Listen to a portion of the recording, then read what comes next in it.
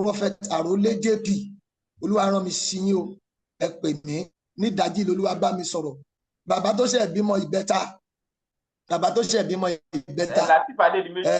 ọ̀gá ògo sọ fún mi pé kó o kíyèsára, ìwọ náà lógun ìdílé tó ń jà ẹ́, so lọ kíyèsára kó o dẹ̀ súnmọ́ Ọlọ́run dáadáa, kó o dẹ̀ má kí alex pẹ̀lú àwọn ọmọ yẹn, ògo ńlá làwọn ọmọ yẹn kó wálé ẹ o. Olúwa ní kí n sọ fún gbogbo àwọn ọmọ Nàìjíríà wípé kí á kíyèsára ilé ìfowópamọ́ tá a bá ń kówó sí, torí pé àwọn ilé ìfowópamọ́ kan máa ní ìṣòro láìpẹ́ yìí.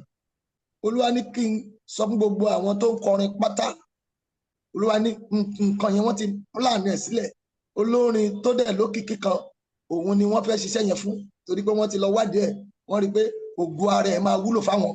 Olúwa ní kí n sọ fún gọ́vnà Adélékè wípé kí wọ́n lọ wá ojú òun just fún ọjọ́ kan ní orí òkè májẹ̀mú kan. Ọjọ́ pẹ́ tí ọ̀pọ̀ ti wọ́n náà bájọ láti fi wo onírúurú àìsàn tó ń bá wọn fínra. Àwọn tó ti gbọ́n pa àwòsàn nílànà àjogúnbá àwọn bàbá wa láti Áfíríkà nílànà ìgbàlódé mọ̀ pé kò sẹ́gbẹ́. Renix Reshape Limited ló ń ṣe gbogbo ọmọ aráyé lóore lọ́nà akọ́ṣẹ́mọṣẹ́ àti nípa títẹ̀lé ohun tí àyẹ̀wò ara bá gbé síta. Ewé àti egbò apps ni wọ́n fi ń ṣètọ́jú ẹ̀dá. Àwọn tó ti ń lo ògùn wọn ń dúpẹ́. Ìjọba àjàn ló ń tẹ̀. Wọ́n wà ní Nàìjíríà àtòkè òkun. Ìdákọ́lẹ̀, jẹ̀díjẹ̀dí, nǹkan oṣù tó ń ṣe ségesège, ìtọ̀ ṣúgà, àrùn kòkòrò lóríṣiríṣi, ọgbẹ́ ẹnu, kí ẹnu ó máa rùn lóòrèkóòrè, àtọ̀ tí ò lè dánmọ́, ìtọ́jú ojú ara obìnrin tó ń rùn kójú ó máa wò bàìbàì, àti ìtọ́jú àìsàn lóríṣiríṣi. Wọ́n tún ń ṣe ohun mímu Mọ́dùnjọ́ herbal drinks, Mọ́dùnjọ́ coffee drinks, Mọ́dùnjọ́ big boys, gbogbo ẹ̀ fún ìtọ́jú ni. Ẹ tún lè lò níbi ayẹyẹ yín tàbí kí ẹ tó jẹ́ alágbàtà. Pàbàmbarì, ẹ tún lè ṣe àyẹ̀wò lórí ayé yín àtohunkóhun tó ń ru yín lójú. Renix Reshape Limited ń ṣe ọmọ aráyé lóore. Àdírẹ́sì àti nọ́mbà lẹ́wọ̀n lójú amóhùnmáwòrán yìí. Renix Reshape Limited ó ń ṣe ọmọ aráyé lóore nípasẹ̀ ewé àtegbò. Òní ní ọjọ́ 11 nínú oṣù karùn-ún ọdún 2026 tá à ń ṣe àkálẹ̀ fídíò yìí. Tóbi Fásùgbà ló kọ mi. Bẹ́mbẹ́yẹ́kẹ́ lẹ̀ ń pè mí lónìí ẹ tún wò ó lóní Bẹ́mbẹ́yẹ́kẹ́. Ọdẹ Odùnúbí lọ́dọ̀ tí mo nígbàgbọ́ kó dùn. Mo wà pẹ̀lú Prophet Ọládọ̀sù Rótìmí. Mo kí yín ẹ kú dédé àsìkò ìsà àsìkò oṣù míì tá a wà nínú ẹ̀ yìí o. Mo kí gbogbo ẹ̀yin ọmọ Ọlọ́run ní gbogbo àgbálá ayé. Mo tún kí yín káàbọ̀ sí orí ètò Bẹ́mbẹ́yẹ́kẹ́. Gẹ́gẹ́ bẹ́ẹ̀ ti mọ̀ pé ètò tí ó jẹ́ ètò tí Ọlọ́run yọ́nú sí ni, tó dẹ̀ ti jẹ́ ọ̀nà àbáyọ fún ọ̀pọ̀lọpọ̀ ènìyàn. Mo wá gbàdúrà fún yín, gbogbo ojú tó ń wò mí àti etí tó ń gbọ́ mi, lórúkọ Jésù ẹ ò ní fi ka àbámọ̀ hánu. Àmín. Oṣù karùn-ún yìí kò ní dìrí mẹ́yìn lọ o. Àmín. Ohun rere tọ́lọ́run ti ṣètò fún ayé yín lóṣù yìí ẹ ó rí gbámú. Àmín. Yóò dẹ̀ jẹ́ àjẹmọ́nú fún yín. Àmín. Bẹ́ẹ̀ ló máa rí. Jésù Olúwa wa. Àmín. Tọ́ ẹ ṣeun. Ẹ jọ̀ọ́, a máa ń sọ pé ìrànlọ́wọ́. Kí ni ìrànlọ́wọ́ túmọ̀ sí gan? Ẹ ṣe olóòtú. Ìrànlọ́wọ́ ó jẹ́ ohun tí gbogbo ènìyàn tó nílò láyé, tó dẹ̀ jẹ́ pé téèyàn ò bá ní àti gbélé ayé máa nira.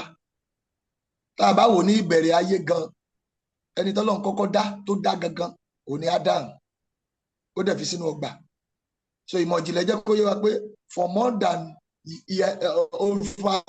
400 years ló fi wà nínú ọgbà, tó ń dá nìkan gbé, tó ń dá nìkan ṣe, tó ń dá nìkan sùn. Ṣùgbọ́n gbò yá gbàtàbàdé Genesis chapter 2 yẹn, Olúwa sọ pé kò ní dá kí ọkùnrin máa dá nìkan wà, èmi ó ṣe olùrànlọ́wọ́ bíi tiẹ̀ fún. Bíbélì wa sọ pé Ọlọ́run fi orun èjìká kó Ádámù, ó wá yọ obìnrin jáde kúrò lára, ó fi egungun ìhà ẹ̀, ó fi yọ obìnrin jáde. A ó dẹ̀ rí pé nígbà tí Ádámù máa rí, Bíbélì sọ pé inú rẹ̀ sì dùn, ó ní èyí ni egungun ní egungun mi, ẹran ara nínú ara mi, obìnrin la ó máa pè é. So Ádámù gan ló sọ Éfà lórúkọ, torí pé Ọlọ́run rí pé ìdánìkan wà kò dára.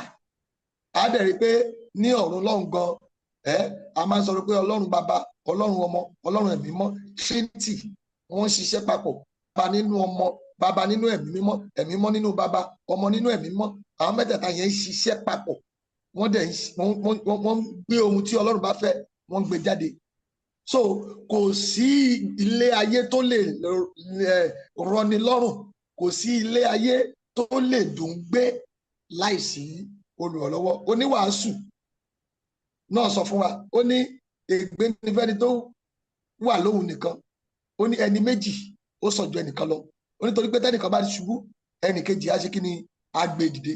So ìrànlọ́wọ́ jẹ́ ohun tí Ọlọ́run máa ń fi mú kí ìrìn àjò kó yáàyàn, ohun tọ́lọ́run máa ń fi mú kí ayé kó dùn gbé fún yàn, ohun tọ́lọ́run máa ń fi jẹ́ kí ìtura kó dé bá ayé èèyàn.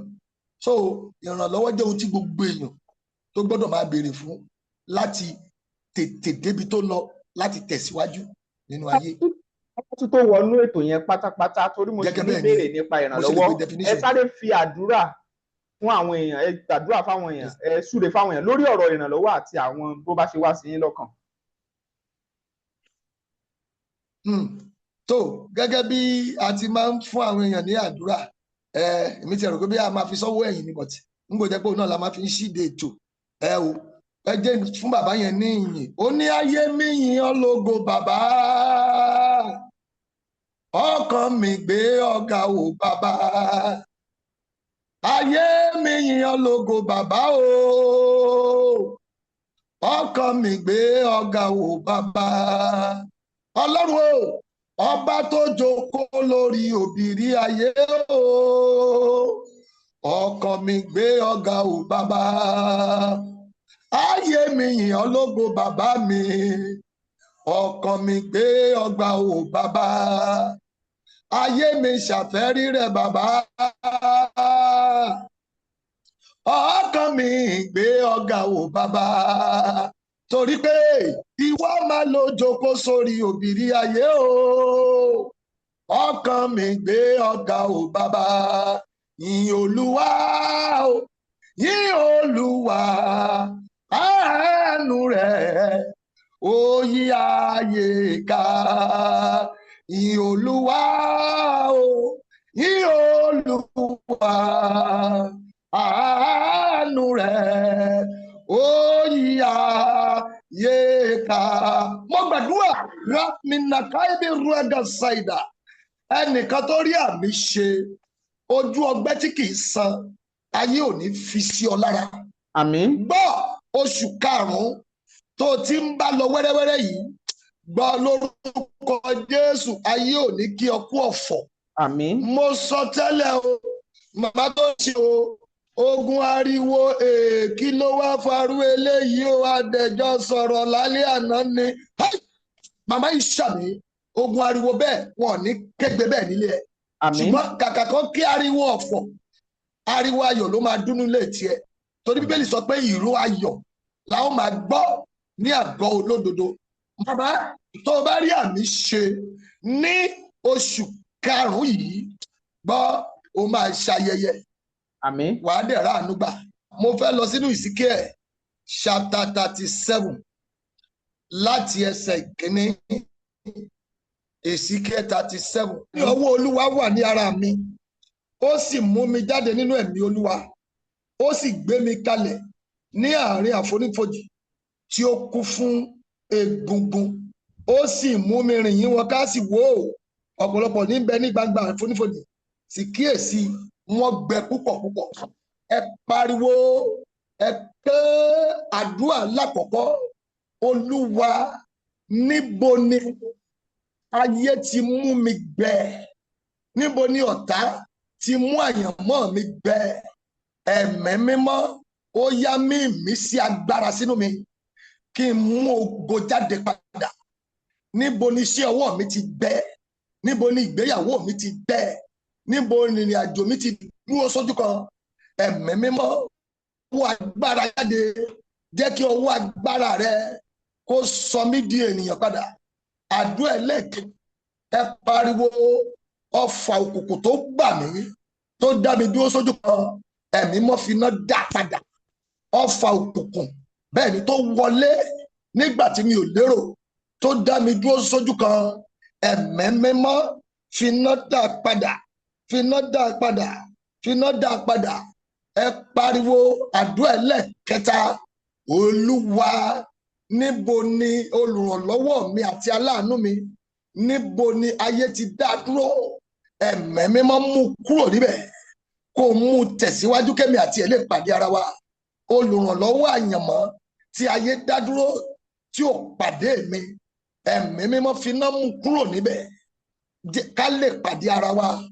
Àdúrà ẹlẹ́kẹrin, ẹ sọ tẹ́lẹ̀. Olúwa, mí ẹ̀mí ìyè sínú ayé mi. Ó ní sọ tẹ́lẹ̀ sí egungun yẹn wípé yóò sì yè. Ó ní kíyèsí bí mo sì ti sọ tẹ́lẹ̀. Èsíkẹ́lì ní awọ padà sí awọ, bẹ́ẹ̀ egungun padà sí egungun, wọ́n sì bẹ̀rẹ̀ sí ní di ààyè. Olúwa, ní ìmí ìyè, bẹ́ẹ̀ ni ògo tó ti kú mọ́ mi lára, àṣeyọrí tó ti kú mọ́ mi lára, ó yá gba ìyè. Ẹ gbà dáadáa. Olúwa, jẹ́ kó gba ìyè. Ògo tó ti kú, iṣẹ́ tó ti kú, ìgbéyàwó tó ti kú, ó yá gba ìyè, ó yá gba ìyè. Àdúrà ẹlẹ́kẹrin, ìkarùn-ún, ibo ni mò ń gbé?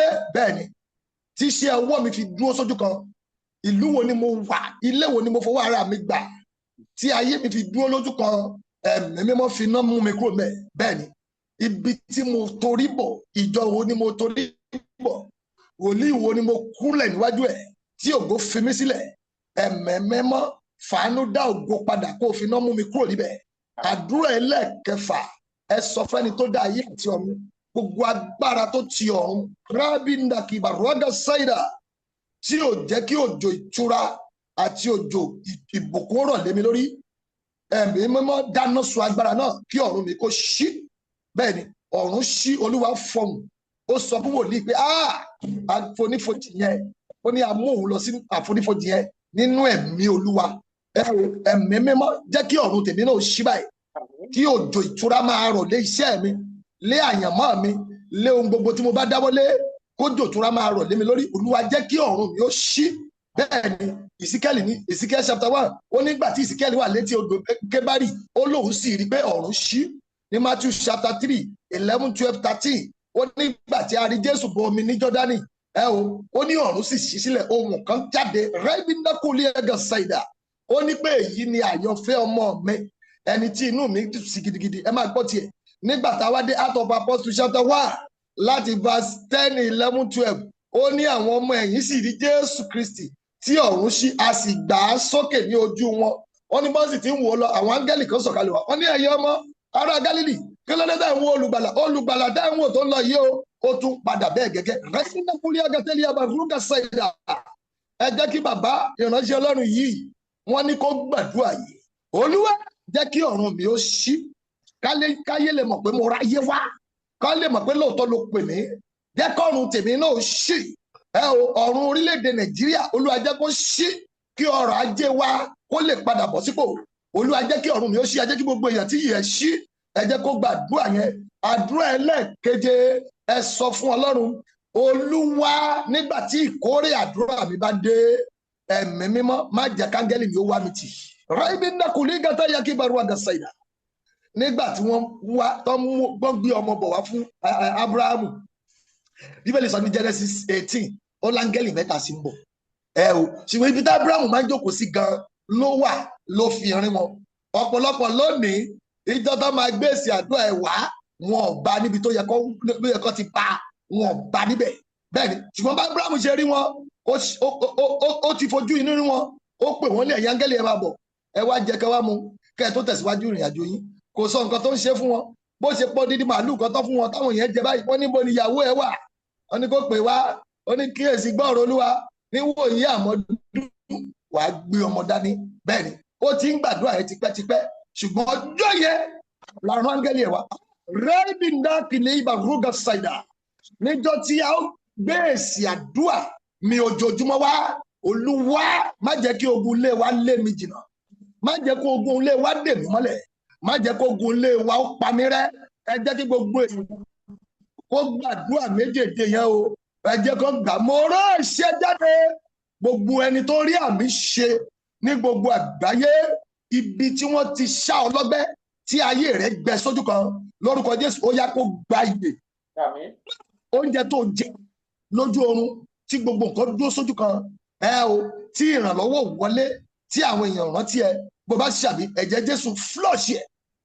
mo sọ tẹ́lẹ̀ ọmọkùnrin ṣàmì lórúkọ Jésù ìrìn àjò tó ló ń lọ yìí rẹ́bíńdà kòlígà ṣáìdìdà wọ́n ní tírèènì ló fẹ́ wọ̀ gbọ́ tírèènì ẹ ò ní gbiná àánú máa mú ẹ lọ àánú á mú ẹ padà. ọmọbìnrin tó ń gbọ́ mi ní London yìí ogun iná tó ń jóyàn mọ́lé ogun yẹn ò ní jà ọ́ lọ́sẹ̀ yìí. áńgẹ́lì rẹ lórúkọ Jésù tó ti fi ọ́lẹ̀ àánú áńgẹ́lì yẹn padà. mo gbàdúrà fún màmá yìí o gbọ́ o orogún bẹ́ẹ̀ ni ọfà orogún ẹ̀ lára ẹ̀ rẹ́bí dàkí ìbárúwàgà ṣáìdà àmì ni kò ṣe ọfà yẹn jáde.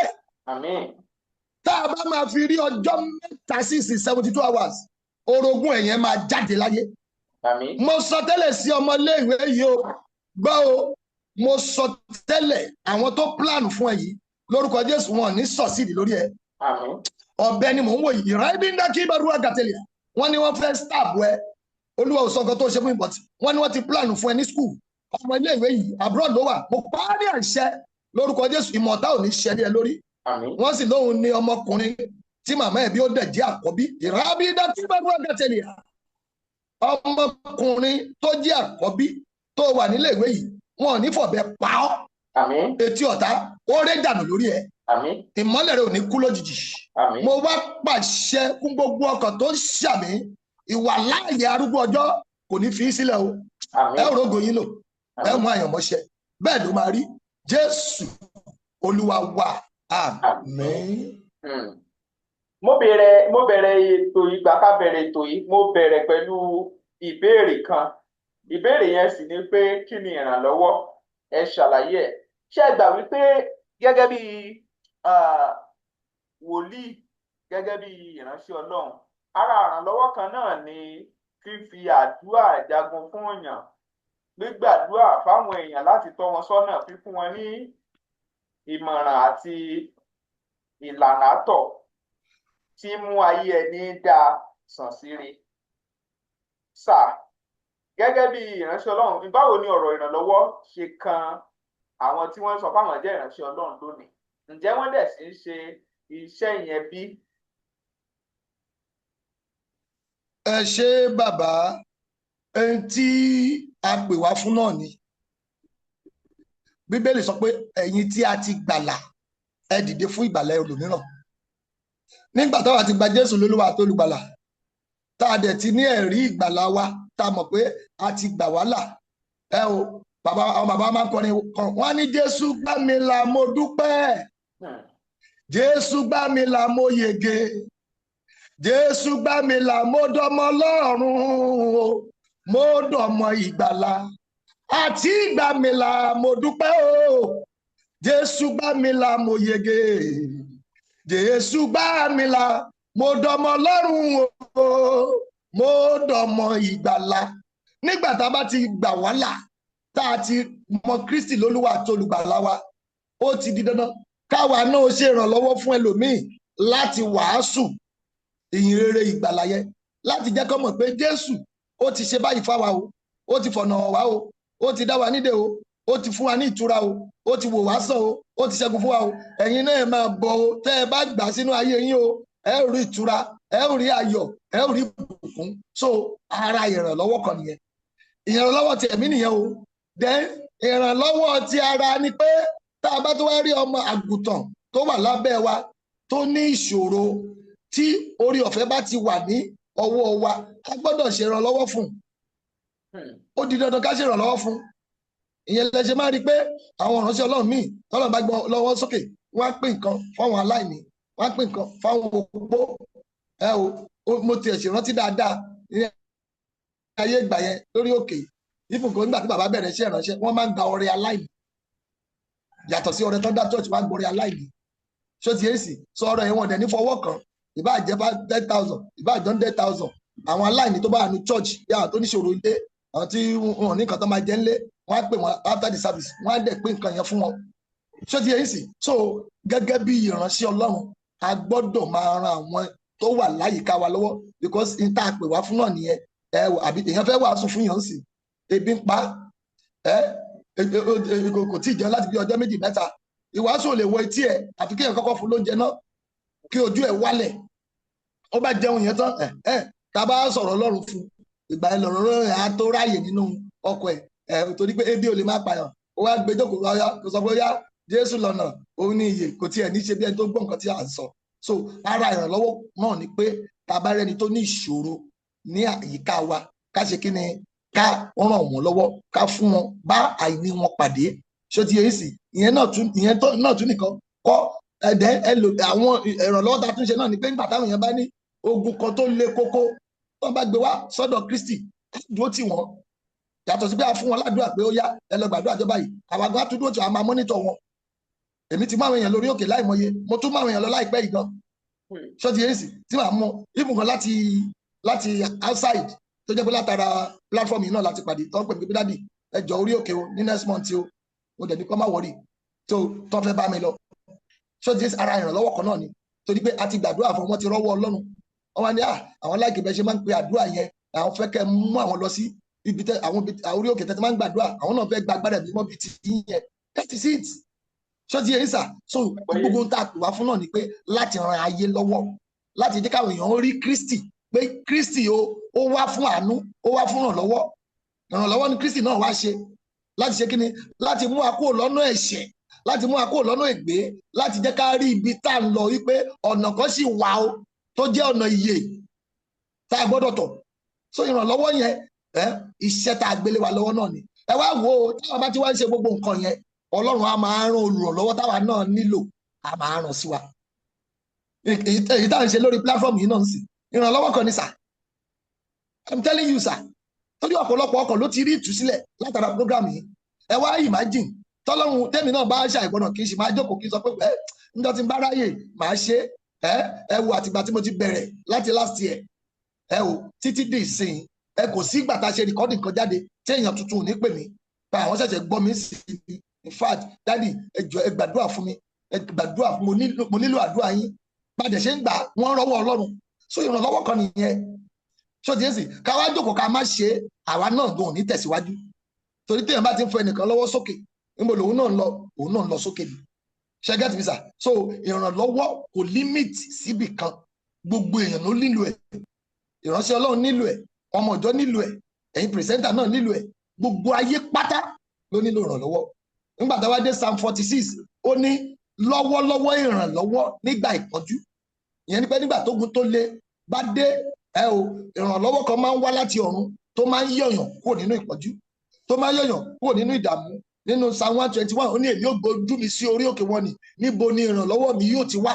ìrànlọ́wọ́ mi yóò tọwọ́ Olúwa wá tó dá ọ̀run ayé ṣó ti yé sí so kò sí ìrànlọ́wọ́ tí ó bá ti ọ̀run wá John 3:37 ó léyìn ò lè rí nǹkan John 3:27 John chapter 3 verse 27 ó léyìn ò lè rí ohunkóhun gbà tá a bá yànjẹ fún láti ọ̀run wá so ìrànlọ́wọ́ tó bá ti ọ̀run wá òun ló máa ń last òun ló máa ń wà valuable òun ló máa ń bá yàn kalẹ̀ ṣùgbọ́n ìrànlọ́wọ́ ènìyàn kò lè solve problem yẹn gan tó bá tiẹ̀ á ṣe fún yàn gan wọn á ti jókòó wọn á lóṣù ó ti lọ́la irú ẹ̀ ń ṣẹlẹ̀ sẹ́mi gan lọ́wọ́lọ́wọ́ báyìí tó jẹ́ pé ẹni tó sọ pé òun fi nǹkan ṣiṣẹ́ fọ́lọ́run lónìí sì gbogbo ayé ti mọ̀ pé ó fi nǹkan ṣiṣẹ́ fọ́lọ́run ó tún wá ń bà wá jẹ́ ó kó àwọn èèyàn sọ́dọ̀ ẹ̀ ó ń sọ oríṣiríṣi tí ò ṣẹlẹ̀ ṣó ti yẹ sí so ẹ wá wò ó sí irú ẹni tó sọ pé òun ṣe nǹkan yẹn sì ṣé èrè wà tó máa gbà mọ́ ṣẹ́gẹ́ mi sì so ìrànlọ́wọ́ ènìyàn àbùkù ní lọ́jọ́ ọ̀la o in fact máa tiẹ̀ sọ ní gbogbo èèyàn ń sìn ìrànlọ́wọ́ lọ́dọ̀ Ọlọ́run ni kò máa béèrè fún máa béèrè lọ́dọ̀ èèyàn náà ni ó ràn sí ọ ṣùgbọ́n tó bá ti tọ̀dọ̀ Ọlọ́run wá tí èèyàn yẹn bá dé á ṣe láì ní condition nù láì ní condition kò dẹ̀ sẹ́ni tọ́lọ́run ò lè lò fún yàn that is why it's good to be nice ṣé get me sir so ìrànlọ́wọ́ tó tọ̀dọ̀ Ọlọ́run wá òun ni David sọ bẹ́ẹ̀ ní Psalm 121 nígbà tá a dé 1 Samuel 11 verse 9 wọ́n sọ fún àwọn ará Jabes Gileadi ipe tí òòrùn bá ti yọ o níwòyí ọ̀la o ó lè máa gba ìrànlọ́wọ́ ẹ jẹ́ kí n gbà fún àpẹẹrẹ nìkan òòrùn ńlá lónìí ọjọ́ yọ kò sẹ́ni tó dá dúró ìrànlọ́wọ́ tá ayé rẹ nílò lónìí ọjọ́ 11 tí wọ́n ń pè ní 11th hour help àmì ni kò ṣe àmì méje kò ṣe fáyà kan lé lórí lórúkọ Jésù ó yá gbé ìrànlọ́wọ́ yẹn. Àmín. so ìrànlọ́wọ́ ó ṣe kókó, gbogbo èèyàn ló nílò rẹ̀ o, gbogbo èèyàn ló nílò rẹ̀ o. Èmi náà bí mo ṣe wà nísìn, èmi gan iṣẹ́ ìránṣẹ́ mi ó nílò ìrànlọ́wọ́, bọ́ mo mọ̀ pé tí n bá ṣe é lọ, tí a bá ṣe é ṣe lọ yìí, ìjọ kan èmi náà pàdé ẹnìkan, ó lè jórí platform mi, ó lè jẹ́ pò mí, èmi náà pàdé ẹnìkan tá a sọ pé bàbá yìí dẹ̀ gbìyànjú, Olúwa dẹ̀ fi sí mi lọ́kàn pé kí n ràn lọ́wọ́, that is it. So bẹ́ẹ̀ mi ṣe ràn àwọn kan lọ́wọ́ pẹ̀lú ọ̀rọ̀ Ọlọ́run tí mò ń wá yìí, pẹ̀lú wàásù tí mò ń ṣe yìí, bẹ́ẹ̀ náà ni Ọlọ́run náà ń wò mí, ó ń wo ọkàn mi, ó dẹ̀ ti ṣètò ẹnìkan síbi kan tí ó rìn mí náà lọ́wọ́. So it's a vice versa thing. So mo gbàdúrà láàárọ̀ yìí, gbogbo ẹni tó rí àmì ṣe lórúkọ Jésù, ìrànlọ́wọ́ tí ayé rẹ nílò ó máa rí gbà. Àmín. Now ìrànlọ́wọ́ wá pé oríṣi bíi 10. Ṣé kí n continue àbẹ̀sí ní ọ̀rọ̀ tó fẹ́ sọ? Ẹ tẹ̀síwájú. Ìrànlọ́wọ́ ṣé kí n máa sọ oríṣi ìrànlọ́wọ́ 10 tó wà? Ó yá ẹ kà. Ẹ ṣe gẹ́gẹ́ bí ìwé ọ̀rọ̀ Ọlọ́run ti sọ fún wa. Ìrànlọ́wọ́ àkọ́kọ́ òun ni ìrànlọ́wọ́ tó bọ́ sí àkókò, timely helper. Timely, ìrànlọ́wọ́ àkókò, ó bọ́ sí àkókò, ó bọ́ sí ìgbà tá a nílò ẹ̀. Nígbà tá a dé 1 Samuel 21 verse 15 to 17, wọ́n ní Sámúẹ́lì ó tẹ̀lé wọn lójú ogun, ibi tó ti wá ń jagun, Bíbélì sọ pé ó ti rẹ̀ ẹ́, alágbára òmìrán kan ti wá tájẹ̀ tiẹ̀, wọ́n ní bó ṣe mú idà yẹn tó fẹ́ gún Dáfídì báyìí, ẹnìkan olórí ogun lára olórí ogun Dáfídì kan lọ sáré wá látẹ̀yìn, ó kàn gún nídà ni, kàkà kó pa Dáfídì, olórí ogun yẹn kàn pa òmìrán yẹn, wọ́n ń pe òmìrán yẹn ní Isbibenobu ní 1 Samuel chapter 21 verse 15 to 17. Láti ìgbà yẹn làwọn olórí ogun yẹn sọ pé bàbá wa ọba ẹ ò ní bá a lo ogun mọ́ o, torí pé ẹ̀yin ni ìmọ́lẹ̀ fún Ísírẹ́lì o, tá a bá lù sí yín ẹ ò Ísírẹ́lì á pàdánù ìmọ́lẹ̀ ńlá, ẹ kú máa jókòó lé, ẹ jẹ́ káwa máa lọ jagun. Ẹ wò, so ẹnìkan fẹ́ pa Dáfídì lójú ogun, ṣùgbọ́n Ọlọ́run gbé nìkan dìde látẹ̀yìn, ó tètè rí, torí pé tí ìdà yẹn bá wú ara ẹ̀ ó máa kú sójú ogun yẹn. Kàkà kí pa Dáfídì, ìrànlọ́wọ́ kan wá látọ̀dọ̀ ẹnìkan, ó kàn gún bó ṣe pa nìyẹn, so Dáfídì ò bá kú níjọ́ yẹn. So ìyẹn ni pé ìrànlọ́wọ́ tó bọ́ sákòókò nígbà tí ewu kan ti dé, ewu kan ti súnmọ́ wa tán, so ṣùgbọ́n ẹnìkan kan wá bẹ́ẹ̀ áńgẹ́lì náà ló lé ènìyàn tó dẹ̀ yẹ̀yàn kúrò nínú ewu yẹn, òun là ń pè ní ìrànlọ́wọ́ àkókò. Irú Genesis 37 náà, wọ́n nígbà tí Joseph tó ń wá àwọn ẹ̀gbọ́n ẹ̀ lọ, kí ló ṣẹlẹ̀? Wọ́n ló sọnù sínú igbó, ọmọ 17 years, ibi tó ti rìn káàkiri nínú igbó, nínú agijù gidi, bí bàbá kan ṣe yọ sí nìyẹn from nowhere. Ọmọ kékeré kí ló wá? Ó lóun lọ sí ọ̀dọ̀ àwọn ẹ̀gbọ́n òun ni. Ó ní mo gbọ́ nígbà tó sọ láàrin ara wọn pé àwọn lọ sí Dótánì, ó yá gbà bí ẹ̀rí ìrànlọ́wọ́ yẹn jáde sọmọ ẹ̀, ọmọ 17 years, tí ìrànlọ́wọ́ yóò bá jáde sí dádì, ẹranko búburú kankan ó lè wọlé, ó dẹ̀ pa as innocent boy, ọmọ 17 years. So ìrànlọ́wọ́ àkókò ó jẹ́ ìrànlọ́wọ́ àkọ́kọ́ gẹ́gẹ́ bí a ṣe rí kọ́lẹ̀ nínú Bíbélì. Ẹlẹ́ẹ̀kejì òun ni ìrànlọ́wọ́ tí ẹ̀pà wọ́n tá a ṣe fúnni láti ọ̀dọ̀ ẹnìkan, ẹ ò ká líǹkì ẹnìkan mọ́ ẹnìkan, connecting ẹ̀pà.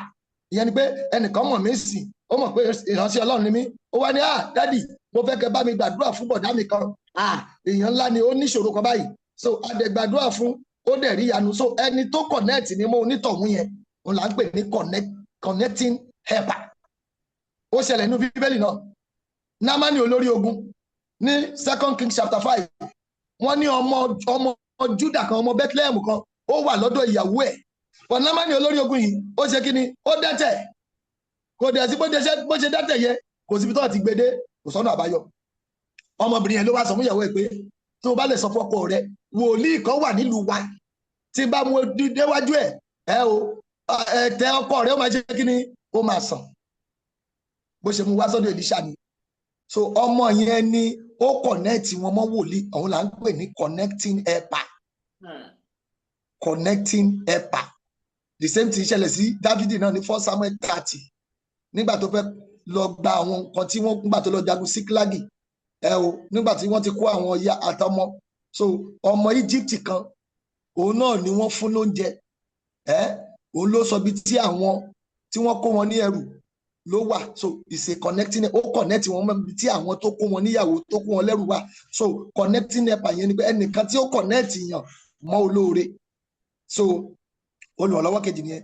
olùrànlọ́wọ́ kẹta òun ni prophetic helper. Gbogbo èèyàn ló nílò yẹn.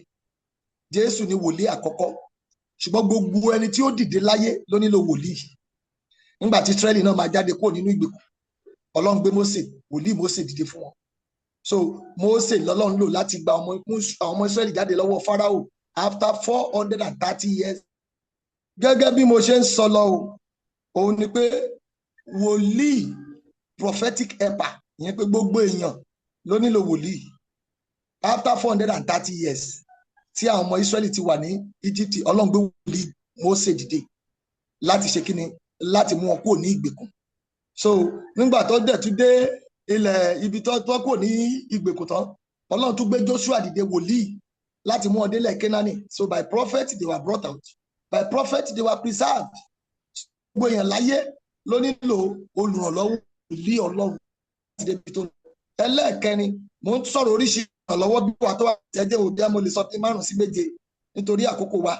Ẹlẹ́ẹ̀kẹrin òun ni compelling helper, ìyẹn olùrànlọ́wọ́ tá a fi pamọ́. Ìyẹn wà ní Matthew 27 verse 32. Wọ́n nígbà tí Jésù gbé àgbélébù gbé dé ìkórè rẹ̀, kò lè dágbélébù nítorí omi ẹ̀jẹ̀ ti ṣọ̀kò lára ẹ̀mọ́ ẹ̀ńtà náà tí wọ́n ti gún ní ẹ̀gún. Ẹ ti kúrò lára ẹ̀, kò ní okun mọ́. Sọ wá fọ́ọ̀sì ẹnìkan wọ́n pè ní Símónì ará Kírénè.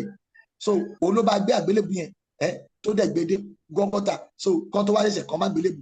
So àwọn olùrànlọ́wọ́ mi wà, Ọlọ́run máa ti di fọ́ọ̀sì wọn. Ẹ jẹ́ kẹ́nìkan sí olùrànlọ́wọ́ láti gbé àti ìwọ dìde ní òní yìí gangan. Ọlọ́run á lọ fọwọ́ tọ́. Ẹlẹ́ẹ̀karùn-ún òun ni tireless helper, ìyẹn ni pé olùrànlọ́wọ́ tí kì í sú. Bó ti wù kó máa ṣe nǹkan tí ò tẹ́ ẹ lọ́rùn, ń gbé dìde fún ẹ. Ọ̀rọ̀ èèyàn ní sú. Ọ̀rọ̀ èèyàn ní sú, olùrànlọ́wọ́ tí kì í sú. Àdúrà fún ọmọbìnrin yìí o, lórúkọ Jésù sú, ẹ̀mí mímọ́ máa gbé dìde fún ọ. So a rí i pé irú eléyìí wà, ọkùnrin kan tó ṣàìsàn ní Mark chapter 2. Wọ́n ní àwọn èèyàn 4 níbi tí Jésù wà, wọ́n lọ lu orí ilé báyìí, orí òrùlé wọ́n lọ lu. Wọ́n wá gbé ọkùnrin yẹn, wọ́n gbé sọ̀kalẹ̀ látòrí ilé yẹn síwájú Jésù, torí pé ibi tí Jésù wà èrò pọ̀ ńbẹ̀. So ìyẹn ni pé tó bá jẹ́ pé ó ti sú àwọn olùrànlọ́wọ́ yẹn, ọkùnrin yẹn á kú sínú àìlera yẹn. Ṣùgbọ́n àwọn olùrànlọ́wọ́ yẹn kò sú wọn, wọ́n gbé dé ibi tí Jésù wà. Nígbà tí Jésù dẹ̀ rí ìgbàgbọ́ wọn pé ìgbàgbọ́ ló le tó báyìí, ó dẹ̀ wọ arákùnrin yẹn sàn. So ìyẹn ni pé olùrànlọ́wọ́ tó máa gbé mi débi, tó máa gbé mi àti ẹ débi tí ìgbédìde wa. Ẹ jẹ́ ká jọ ṣàmì lórúkọ Jésù, Ọlọ́run á rán sí wa. Ẹ̀kẹfà òun ni olùrànlọ́wọ́ ojoojúmọ́ daily helper, ìyẹn ló tiẹ̀ ṣe kókó jù. Ojoojúmọ́ 1 Chronicle 12:22 wọ́n ní lójoojúmọ́ wọ́n ran Dáfídì lọ́wọ́. 1 Chronicle 12:22 ojoojúmọ́ wọ́n ran Dáfídì lọ́wọ́ títí tó fi di ẹgbẹ́ ogun ńlá. Iléyá wà, akọ́mọogun tiẹ̀ wá, tọ̀wá wà, akọ́mọogun tiẹ̀ wá, gbogbo wọn wá parapọ̀ sọ́dọ̀ Dáfídì. So kò sí ibi tó ti bá máa jagun ó máa ṣẹ́gun, torí pé àwọn èèyàn ti kóra wọn jọ pọ̀ sọ́dọ̀ ẹ̀ láti ràn lọ́wọ́. Ẹ jẹ́ kí ẹnìkan ṣàmì olùrànlọ́wọ́ tó máa jẹ́ kí wọn náà borí ogun ayé lórúkọ Jésù. Ó lè jẹ́ ọmọ Ọlọ́run ni, ó lè jẹ́ wòlíì ni, ó lè jẹ́ pásítọ̀ ni, ó lè jẹ́ àwọn tọ́lọ́run kan fi sí wọn lọ́kàn láti máa fàdúrà ràn ẹ́ lọ́wọ́. Bó bá ṣàmì ní orí mẹ́rin ayé, Ọlọ́run á ṣàwọ́jọ fún ẹ. Àmín. Consolidated helper, àwọn olùrànlọ́wọ́ tí wọ́n tún jẹ́ aláfikún, wọ́n fi kún ìpinnu èèyàn. Wọ́n add more to your wisdom. They added more to your wisdom. So ìyẹn wà nínú 1 Chronicle 12:17-22. Wọ́n ní àwọn èèyàn yẹn wọ́n lọ ṣara wọn, àwọn yẹn náà wọ́n wá fún Dáfídì nímọ̀ràn láti ràn lọ́wọ́, wọ́n wá gbà nímọ̀ràn, wọ́n wá fún nímọ̀ràn. 1 Chronicle 12:17-22. Then unsolicited helper, ìyẹn ni pé olùrànlọ́wọ́ tá ò pè, tá ò ránṣẹ́ sí, tó kò fira ẹ̀ lẹ̀ láti ṣe kí ni, láti ràn lọ́wọ́. A ránṣẹ́ sí o, ṣùgbọ́n ó fira ẹ̀ lẹ̀ láti ràn wá lọ́wọ́. Unsolicited helper. Mo gbàdúrà fẹ́nìkan tó bá rí àmì ṣe lórúkọ Jésù, olùrànlọ́wọ́ bẹ́ẹ̀ Ọlọ́run á gbé dìde fẹ́mi àti ẹ. Exodus 2:15-17. So olùrànlọ́wọ́ unsolicited helper. Ẹ já lọ kà nítorí àkókò wa. Timely helper, olùrànlọ́wọ́ o tó bá ìgbà mu mo ti sọ yẹn ṣáájú angelic helper ìrànlọ́wọ́ áńgẹ́lì ìyẹn ló tiẹ̀ ṣe kókó jù. Ẹ rí i pé nígbà tí ewu bá dé Ọlọ́run á rán áńgẹ́lì ẹ̀ wá láti wá mú èèyàn kúrò nínú ewu. Nínú Acts chapter 12 verse 14 to 16 wọ́n ní Pétérù wọ́n ti fi sínú túbú lẹ́yìn tó ti gé orí Jòhánù, ṣùgbọ́n wọ́n ní ìjọ ń fi ìtara gbàdúrà fún. Bí ìjọ ti wá fi ìtara gbàdúrà fún ẹ ní ọ̀gànjọ́ òru, Ọlọ́run bá rán áńgẹ́lì láti ọ̀run wá láti wá ṣe kíni, láti wá mú Pétérù. Ó gbà ó yá, ó ní dìde wọ́n sáré bàtà bí amórí ẹ, ó ní tẹ̀lé mi. Òun ti ẹ̀ ṣèrò bí ojú àlá ló wà ọ̀ǹtì nígbà tó ń jáde ní gbogbo entrance tó fi di last one, tó fi jáde ní last one. Nígbà tó máa rìn díẹ̀ báyìí bí áńgẹ́lì ṣe disappear nìyẹn. Àṣà áńgẹ́lì ló wá mú mi, so kì í ṣojú àlá. So ìrànlọ́wọ́ áńgẹ́lì, Jésù Olúwa gan, Ọlọ́run rán áńgẹ́lì sí Joseph bàbá ẹ̀ lójú oorun ní Matthew chapter 2 wípé bí ọmọ yẹn Matthew chapter 2 láti verse 13 gbé e lọ sí Egypt torí pé Herod ń wá ẹ̀mí ẹ̀ o. So ó dẹ̀ gbé lọ. Nígbà tí Herod kú tán, the same áńgẹ́lì yẹn tún padà wá pé bí ọmọ náà padà torí pé ẹni tó ń wá ẹ̀mí ẹ̀ ó ti kú. Mo gbàdúrà fún mi áńgẹ́lì olùrànlọ́wọ́ tí ó yọ èmi àti ẹ kúrò nínú ewu lórúkọ Jésù, Ọlọ́run á gbogbo fún wa. So ní àkótán gbogbo èèyàn láyé ló nílò ìrànlọ́wọ́. Gbogbo èèyàn láyé tó máa dé ibì kan tó ga, tó máa dé ibi ògo. Ẹ wo bàbá wa Bọ́lá Tinubu náà, ẹ rí i pé nígbà tó máa bẹ̀rẹ̀ campaign ó lọ mú àwọn èèyàn lóríṣiríṣi, àwọn artist, àwọn comedian, àwọn tó ń ṣe tíátà, gbogbo wọn bá ṣe campaign. Wọ́n ó yá Tinubu ni òun ni èmi ló kàn, gbogbo wọn sọ káàkiri, wọ́n ṣe orin fún wọn ṣe. At the end of the day ó padà wọlé nítorí pé ó kì í ṣe pé bẹ́ẹ̀ kò lówó lọ́wọ́, ọ̀tọ̀ wù pé owó òun yẹn kò lè di ìbò, so ní láti rán àwọn èèyàn iṣẹ́. Ó fi owó yẹn rán àwọn èèyàn iṣẹ́. Lẹ́gbẹ́jẹgbẹ́ wọn open platform, wọ́n ṣe oríṣiríṣi. Ó tún fáwọn èèyàn lóúnjẹ. So ìrànlọ́wọ́ àwọn ènìyàn yẹn ó dẹ̀ gbé, ó ṣe kí ni, ó gbé sípò. So mo gbàdúrà fẹ́ nìkan lórúkọ Jésù, ìrànlọ́wọ́ ojú ọjọ́ tí ó mú èmi àti ẹ débi tá à ń lọ, Ọlọ́run Ísírẹ́lì ó máa yàn dẹ̀ fún wa. Lẹ́yìn ìwàásù ọ̀rọ̀ yìí, ìwọ tó ń gbọ́ mi lórúkọ Jésù, wàá rí ìrànlọ́wọ́ gbà. Wàá dẹ̀ wàá pè mí wàá jẹ́rìí pé ọ̀rọ̀ Ọlọ́run tẹ́ sọ yẹn dádì o, mo tẹ̀lé o, mo dẹ̀ fi gbàdúrà o, èmi náà ti rí ìrànlọ́wọ́ gbà báyìí. Ìwọ tó ń wá ìgbélú, ìwọ tó ń wá iṣẹ́, òun wá ọkọ, single mother ni ẹ, ìwọ tó fẹ́ kọ́mọ ẹ wọ school, ìwọ tó ń ṣàìsàn, ìwọ tó níṣòro kan tàbí míì, mo rán áńgẹ́lì olùrànlọ́wọ́ sí ọ lónìí lórúkọ Jésù. Nínú nǹkan tó ń là kọjá, ìrànlọ́wọ́ wọlé ẹ. Láìpẹ́ láì jìnnà, ohun tó fi jẹ́rìí lórúkọ Jésù kó ṣẹlẹ̀ nínú ayé ẹ. Wàá dẹ̀ ráàánú gbà o. Bẹ́ẹ̀ lÓlúwa wí, Jésù Olúwa wa. So adúpẹ́ lọ́wọ́ Ọlọ́run fún ti ìwàásù lórí ọ̀rọ̀ ìrànlọ́wọ́. Tẹ́lá ní pẹ́sọ̀ tẹ̀sí fẹ́ béèrè. Ẹ ṣeun. Àsọtẹ́lẹ̀ wo lẹ ní fáwọn èèyàn lásìkò yìí àti àwùjọ? Ẹ ṣe olóòtú, ó ní Ọlọ́run kò ní ṣe nǹkan kan ṣùgbọ́n yóò fi hàn àwọn wòlíì ẹ̀. Amos 3:7, Olúwa ò ní ṣe ohunkóhun, yóò sọ fún àwọn wòlíì rẹ̀. Báyìí ni Olúwa wí o.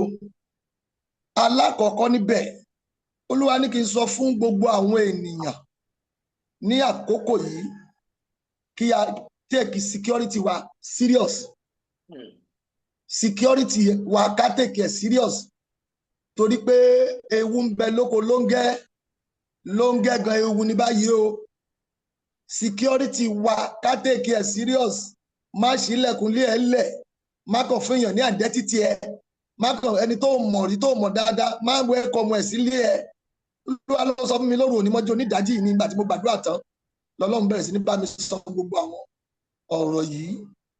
Oníkálukú ká wà security conscious. Ká má lọ sọ̀rọ̀ wa di fọ́lọ́ṣọ́ tó fogun ọ̀gbọ̀dọ̀gbọ̀ pé Ọlọ́run ló ń ṣọ́ wa. Ìwọ náà lo ọgbọ́n tọ́lọ́run fún ẹ láti fi ṣe kíni, dáàbò bo ara ẹ. Ẹni tó ṣọ́ wa wà lọ́run ṣùgbọ́n ó ti fún wa ní ọgbọ́n láti mọ tó yẹ ká ṣe. Olúwa ní kó oníkálukú ká wà security conscious torí pé ewu yí wa ká o. Ewu yí wa ká ni ọ̀gá ògo ló sọ ìyẹn lọ bẹ́ẹ̀. Olúwa ní kí n sọ gbogbo àwọn ọmọ Nàìjíríà wípé kí a kíyèsára ilé ìfowópamọ́ tá a bá ń kówó sí torí pé àwọn ilé ìfowópamọ́ kan máa ní ìṣòro láìpẹ́ yìí. wọ́n máa ní ìṣòro láìpẹ́ yìí. Olúwa ní kó ní kálukú ká wà very very careful, very very careful, ká dẹ̀ wà sensitive, ká dẹ̀ tẹ̀lé ohun tí ẹ̀mí mọ́nú wa bá sọ fún wa ká tó máa kówó ribiribi sí ilé ìfowópamọ́ o. Ni ọ̀gá ògo sọ pé ká kíyèsára pé àwọn ilé ìfowópamọ́ kan wọ́n máa níṣòro, wọ́n ó dẹ̀ gbé ọ̀pọ̀lọpọ̀ owó àwọn èèyàn mì tí ó dẹ̀ di ariwo gè káàkiri. Olúwa ní ká ṣe ìṣẹ̀lẹ̀ orí yẹn. Ẹlẹ́ẹ̀kẹta, Olúwa sọ pé gbogbo abiyamọ o ti marry, o ti bímọ tàbí o ti bímọ gan, o ti mature abiyamọ ní o ti wà láti bí abi 25 lọ sí òkè. Olúwa ní kí gbogbo obìnrin pátá kí wọ́n ní àdúrà fún ara wọn àti fún ilé wọn ní May 27, 28 and 29. May 27, 28 àti 29. Olúwa ló sọ fún mi kí gbogbo obìnrin abiyamọ pátá kí wọ́n gbàdúrà fún ìdílé wọn. Ìwọ tó bá ti marry, gbàdúrà fún ọmọ rẹ àtọkọ rẹ. Ìwọ tó bá dẹ̀ ti marry, gbàdúrà fún ìdílé tó ti bí ẹ. Olúwa àwọn ọmọ ogun sọ fún mi o, mi ò mọ ìdí, ṣùgbọ́n Olúwa ní kí àwọn obìnrin pátá kan lọ nínú àdúrà ọlọ́jọ́ mẹ́ta kí wọ́n dẹ̀ lo Psalm 19 kí wọ́n fi gbàdúrà yẹn o. Psalm 19 kan fi gbàdúrà fún ìdílé wọn lórúkọ Jésù. Ogun ọ̀fọ̀, ogun ẹkún, ogun ìdààmú, ogun òṣè kò ní ṣẹlẹ̀ sí ìdílé ẹnìkankan, kò yọ ẹnìkankan lẹ̀ o. Àtàláìgbàgbọ́ gbogbo obìnrin láyé lÓlúwa sọ fún mi pé kán lọ gbàdúrà ọjọ́ mẹ́ta yìí. Ìyẹn kọjá lọ bẹ́ẹ̀. Olúwa ní kí n sọ fún gbogbo àwọn tó ń kọrin pátá, gbogbo àwọn olórin àtolórin ẹ̀bí àtolórí ayé, wọ́n máa pe ẹnìkan fúnṣẹ́ pé wá bá wa níbi báyìí o, kájọ discuss iye tá máa fún iye tó máa gbà. Olúwa ní kó o má dá lọ, kó o wà kí àfòkó tó lọ bẹ̀ yẹn o. Torí pé mo rí wọ́n fi hàn mí ní òru òní nídàájí ìmọ́jú pé mo rí pé bó ṣe lọ trap ni wọ́n set fún, wọ́n dẹ̀ kidnap ẹ̀. Ó di pé wọ́n padà rí pé onítọ̀hún yẹn wọ́n lò ó. Nítorí wàá fi hàn mí nìyẹn o. Olúwa ẹnikẹ́ni tó bá fẹ́ gba iṣẹ́ tí wọ́n fẹ́ sọ pé wá bá wa níbi báyìí, má dá lọ, kó dẹ̀ sọ nílé ibi tó ń lọ, kó jẹ́ káwọn èèyàn mọ̀, kó má dẹ̀ dá lọ níwọ nìkan. Ni ọ̀gá ògo sọ o. Olúwa ní nǹkan yẹn wọ́n ti plan ẹ̀ sílẹ̀.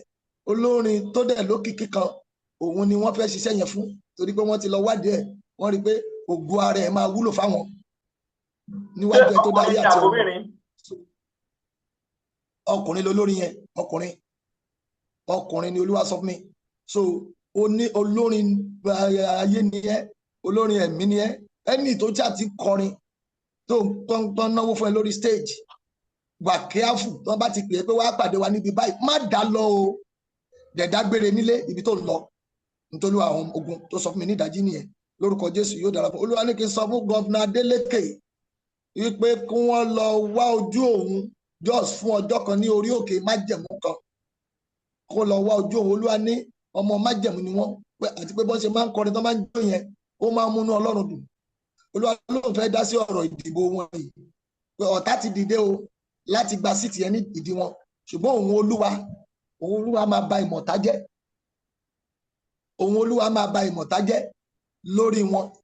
So Olúwa sọ pé kán lọ wá ojú òun ní orí òkè májẹ̀mú kan, orí òkè májẹ̀mú. Wọ́n lọ wá ojú òun, wọ́n dẹ̀ bọ́ òun Olúwa dá májẹ̀mú pé òun á fara òun lójú àlá, òun á sọ tó máa ṣe fún wọn tí síìtì yẹn ká fi di tiwọn lẹ́ẹ̀kejì, gẹ́gẹ́ bí ọ̀gá ògo bó ṣe sọ fún mi. Lórúkọ Jésù yóò dára fún mi, yóò dára fún wa. Àmín. Bàbá yìí ẹ gbọ́ eléyìí o, ẹ bá mi jẹ́ kí fídíò ìdọ́dọ̀ ìránṣẹ́ Ọlọ́run yìí kó pè mí. Mi ò fẹ́ sọ tó ló wá sọ fún mi sí gbogbo síta. Prophet Àrólé ti Kérúbù tó máa ń ṣe kinní lórí Facebook yẹn, Prophet Àrólé JP, Olúwa rán mi sí yín o, ẹ pè mí, jẹ́ kí ṣèjì ó dọ́dọ̀ JP, Prophet Àrólé JP tó máa ń ṣe program lórí Facebook yẹn, tó máa ń sọ̀rọ̀ frequently lórí Facebook yẹn. Ní ìdájí l'Olúwa bá mi sọ̀rọ̀ lórí ọ̀rọ̀ wọn o, pé wọ́n pè mí, wọ́n bá pè mí, èmi àti wọn a ó sọ̀rọ̀, màá dẹ̀ sọ tó Olúwa sọ fún wọn ni ọ̀gá ògo sọ, torí pé àṣírí Olúwa ó ń bẹ pẹ̀lú àwọn ènìyàn rẹ̀. Prophet Àrólé JP, ẹ jẹ́ kí fídíò yìí ó dọ́dọ̀ rẹ̀, ó ṣe pàtàkì. Ó tì mí kọ́sẹ̀ yìí tó parí kí n lè sọ tí Olúwa sọ fún mi láti lọ gbégbésẹ̀ ní orí rẹ̀ ní ọ̀gá ògo sọ Olúwa sọ pé kí àwọn ìjọba wa kí wọ́n wá nǹkan ṣe lórí ọ̀rọ̀ epo. Protest ń bọ̀ lórí ọ̀rọ̀ epo yìí o. Ẹ̀yin ìjọba wa ẹ má jẹ́ kí Ọlọ́run ó pa yín, ẹ má jẹ́ kí Ọlọ́run ó bínú sí yín tó jẹ́ pé ìbínú yẹn tí ò ní síbi tí ẹ ti rí àánú gbà mọ́ o. Mo rí protest, mo dẹ̀ rí pé ẹ̀jẹ̀ ń ṣàn lórí ọ̀rọ̀ elépo dé yìí o. Ẹ lọ wá nǹkan ṣe sọ̀rọ̀ epo, àwa la lépo o, a lọ wà níbi kan, àwa la ní o. Ẹ̀yin ìjọba wa mo fi ìyọ́nú Ọlọ́run bẹ̀ yín. Mo rí Olúwa sọ mi pé kí àwọn ìjọba wa kí wọ́n lọ gbé ìgbésẹ̀ lórí ọ̀rọ̀ elépo dé yìí o. Torí pé epo yẹn tún máa wọ́n tó máa di pé ó máa di ariwo, ó máa di wàhálà ńlá gidi. Ẹ lọ ṣiṣẹ́ lórí Olúwa àwọn ọmọ ogun ló sọ fún mi nídàájí yìí lórí ọ̀rọ̀ epo wa. Mo fi Kristi bẹ̀ yín o. Ibi tẹ́ wà lónìí o, ẹ̀yin náà kú ń bẹ̀ o. Dẹ̀ padà join masses, kò sẹ́ni tó ń lo agbára títí láéláé o. So ẹ lọ ṣe nǹkan kan tí gbogbo ayé ó fi máa rántí àkókò yín. Nígbà tí bàbá Bọ́lá Tinubu wà ń bẹ̀ o, wọ́n rí tepo ṣe o. Ṣé àwọn pé ń sìn nígbà tí bàbá Ọbásanjọ́ wà ń bẹ̀, gbogbo àlá máa sọ pé bí bàbá ò tiẹ̀ ní kankan ṣe, ó rí ti fóònù ṣe. Àbí bẹ́ẹ̀ kọ́? So wọ́n rí ti fóònù yẹn ṣe, gbogbo ayé ló ń lo fóònù nísìn. Ìjọba bàbá Ọbásanjọ́ ló dẹ̀ gbé wọlé. So ẹ jẹ́ kán rí nǹkan kan sọ nípa tẹ̀yìn náà. Bàbá Bọ́lá Tinubu, mo fi Kristi bẹ̀ yín, ẹ ṣe nǹkan kan lórí ọ̀rọ̀ elépo dé yìí. Torí a kò remember nígbà tẹ́ ẹ máa wọlé, ẹ̀yin tẹ́ ẹ sọ ni pé ẹ máa mú wálẹ̀, ẹ ti yọ subsidy kìíní kan, gbogbo tó ń gbà lórí subsidy ń sìn láti gbà tẹ́ ti yọ ibi tó ń lọ àmọ́ o. Láti gbà tí epo ti fò láti 200 àbí 180 kó tó di pé ẹ wọlé, ẹ wo ibi tó wà lónìí sí.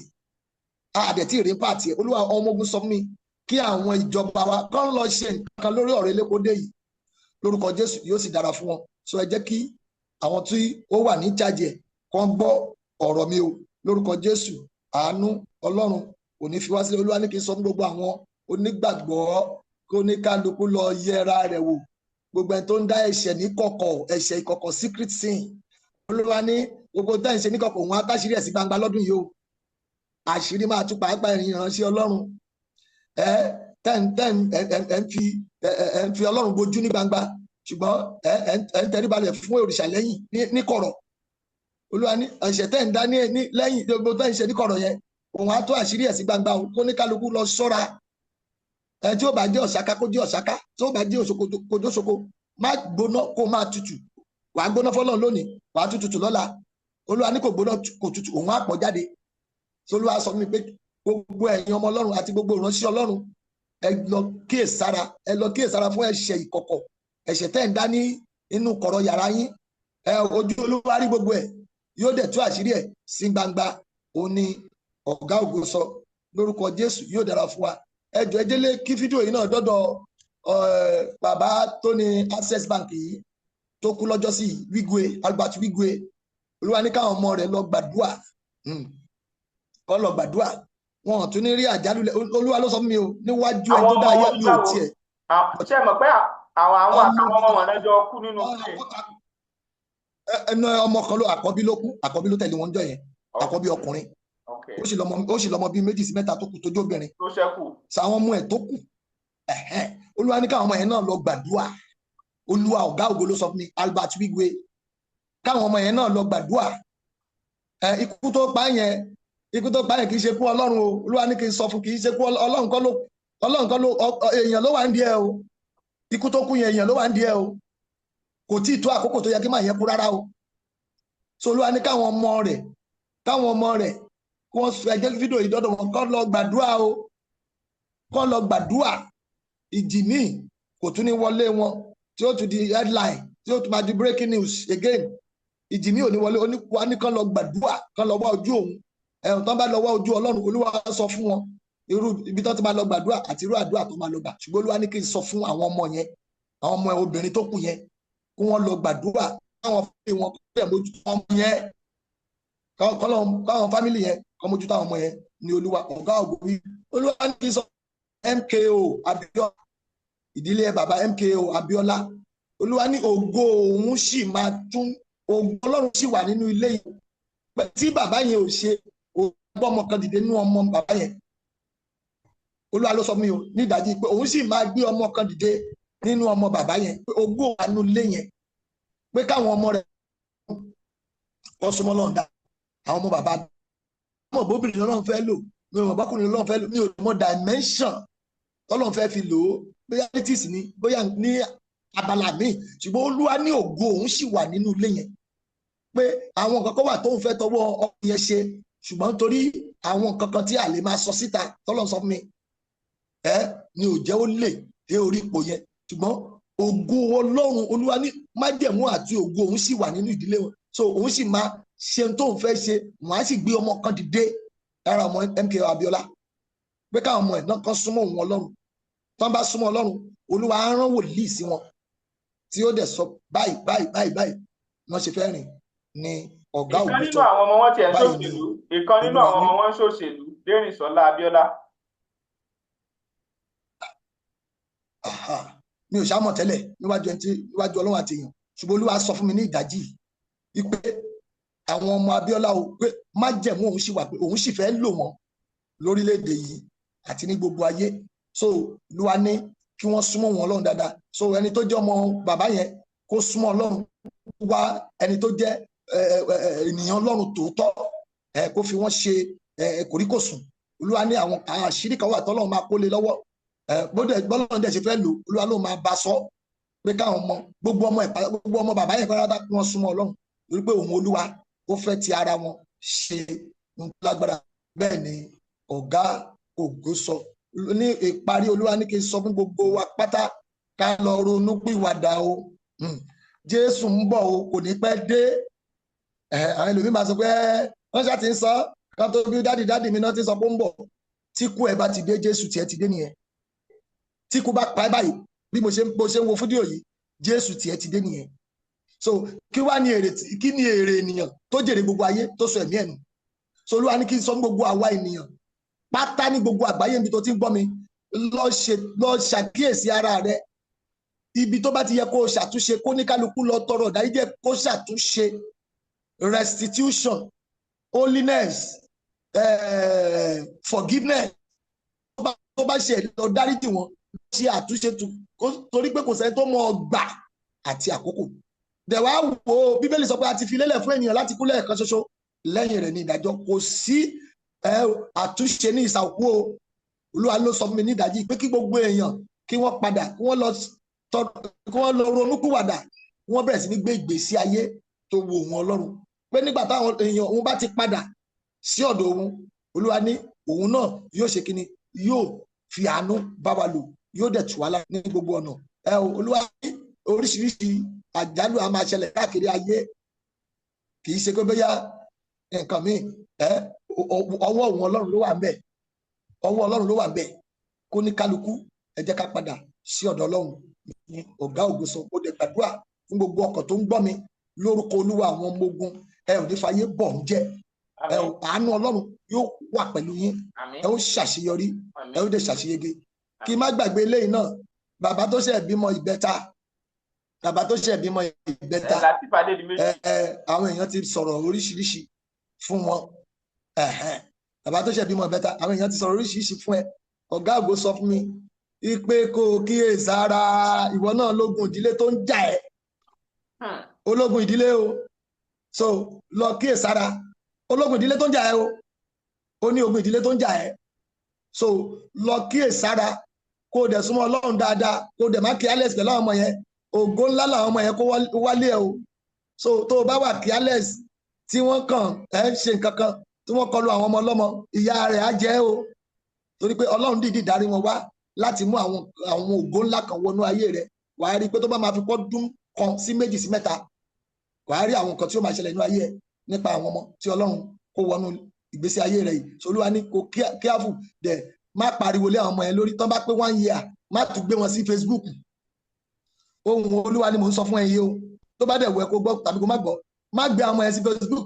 ń celebrate ti pé 1 year o tó o bá gbé wọn sí Facebook mi ò ní sọ tó bá ṣẹlẹ̀ so tó bá ṣe kó ṣénú lé ẹ má gbé wọn sí Facebook tó bá pé 1 year in fact tó máa fi pé 21 years má pariwo lé wọn lórí ní ọ̀gá ògo sọ lórúkọ Olúwa àwọn ọmọ ogun ẹ̀mí mọ́ kò ní fi ẹ́ sílẹ̀ o kò dẹ̀ ní fi ìyàwó ẹ̀ náà sílẹ̀ ogun tó ti ṣẹ́nu ayé yín kò ní gbérí mọ́ ìgbéyàwó yín ò ní túká àánú Ọlọ́run yóò máa bá yín gbé ní ọ̀gá ògo sọ Jésù Olúwa mo gbàdúrà fún iléeṣẹ́ bẹ́ẹ̀ ẹ ti wà lókè ẹ ò ní jábọ́ àmín, ẹ ò májẹ̀mú Ọlọ́run yóò dúró tí yóò dájú lórí yín ẹ ní ṣìjẹ́ o wọn àmín, ní tàn yín pa àwọn tí ó bà fíṣàn yìí jẹ́ tí ò ní jẹ́ kí fíṣàn yìí ó gbòòrò jù báyìí lọ ẹ ò ní bá wọn rìn àmín, ẹ ní jèwò ògo àmín, ẹ wà ní ṣiṣẹ́ fọmọ ẹlòmíì jẹ bẹ́ẹ̀ tí ń gbé àwọn èèyàn sókè tí gbogbo ayé wọn ẹ̀yin náà ẹ ó dókè téńté àmín, ẹ wà ní jábọ́ tẹ bá ti dókè yẹn Àmín. ọkàn yà wá balẹ̀ àmín, nígbà tó bá dọjọ́ alẹ́ yín ẹ ó fẹ̀yìntì báyìí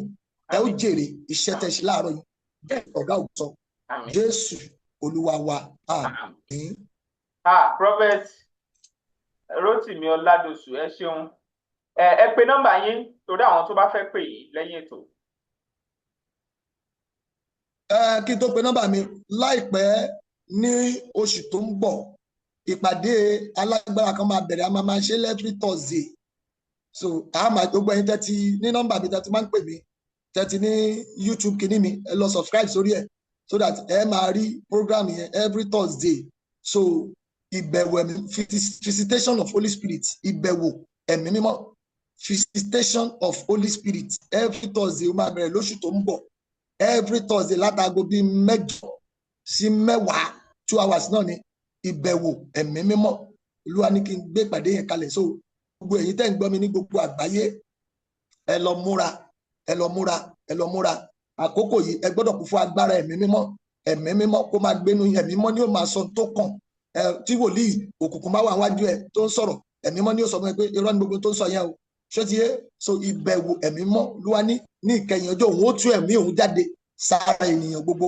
so ìpàdé yẹn máa wáyé ní every Thursday bẹ̀rẹ̀ láti oṣù tó ń bọ̀ so ìrìn àjò bá jẹ̀mú tí mo jẹ̀ máa rìn lọ́dọọdún ìyẹn náà ó máa bẹ̀rẹ̀ ní oṣù kẹjọ sí oṣù kẹsàn-án so nígbà tó bá tó àkókò 30 days encounter with God tó bá tó àkókò màá wá tó wá sọ àá ṣe bánà ẹ̀ àá fi bánà àá display bánà ẹ̀ àti ohun gbogbo níbí lórúkọ Jésù yóò dára fún wa ìwọ tó fẹ́ pè mí gẹ́gẹ́ mo ṣe sọ tó bá pè mí tí mi ò gbé ṣe voice note tàbí kó type nǹkan tó fẹ́ so màá dẹ̀ reply ẹ̀ tàbí kí n sọ táìmù tí wàá pè mí padà fún ẹ lórúkọ Jésù yóò dára fún wa 081 41 43 6932 081 41 43 6932 lẹ́ẹ̀kan sí 081 41 43 6932 mo gbàdúrà gbogbo ẹni tó ń ṣàmì bó o ti ń rìnrìn àjò oṣù karùn-ún lọ gbọ́ lórúkọ Jésù ìgbà nílé ẹ̀. Àmín. mo tẹ́ àgbẹ̀yàrá èyí tí ó bọ rìnrìn àjò yìí gbọ́ láti orígun mẹ́rẹ̀ẹ̀rin ayé Ọlọ́run á yàn fún ẹ. Àmín. gbọ́ àjálù tó fẹ́ já lóṣù karùn-ún yìí rẹ́bíńdàkúlẹ̀ àgà ṣáìdà èèlà àjálù tó ń bọ̀ yìí kò ní jálé ẹ lórí. Àmín. mo sọ tẹ́lẹ̀ fún ẹ o aṣọ àánú àwọ̀ fún ẹ. Àmín. o ò ní wá ọmọ ẹ tì. Àmín. wọn ò ní jí ẹ lọ́mọ gbé. Àmín. ìmọ́lẹ̀ tó wà nínú ilé ẹ yìí lórúkọ Jésù ìmọ́lẹ̀ yẹn ò kúrò. Àmín. Ọlọ́run májẹ̀mú ó máa dán lámùrè. Àmín. débi tó ń lọ alá àgbáyé já ẹ o gbogbo ègún ilé bàbá ègún ilé ìyá tí kì í jẹ́ kéèyàn ṣàṣeyọrí ègún yẹn ó parẹ́ lórí ẹ. Àmín. ó ní mo bá tún gbà á padà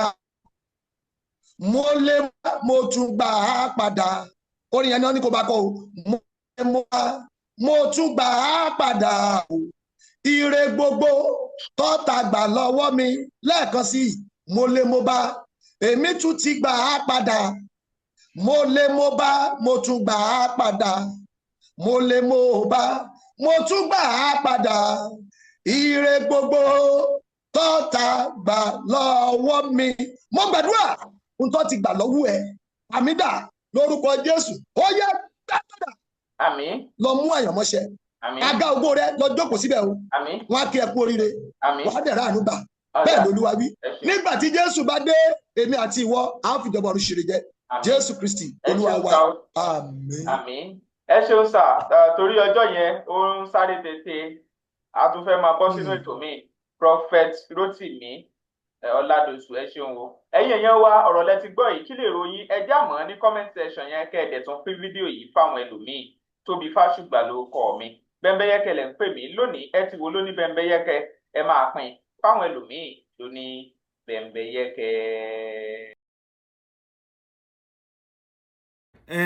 Alálàní èmi ọmọ yín èèyàn yín náà rè o, mo ti dé pẹ̀lú orin tuntun torí pé dídé báyìí ní teko alẹ́, bíbọ̀ ní tèrò ọ̀dàn, dídé kì í pọjọ́, bíbọ̀ kì í poṣù.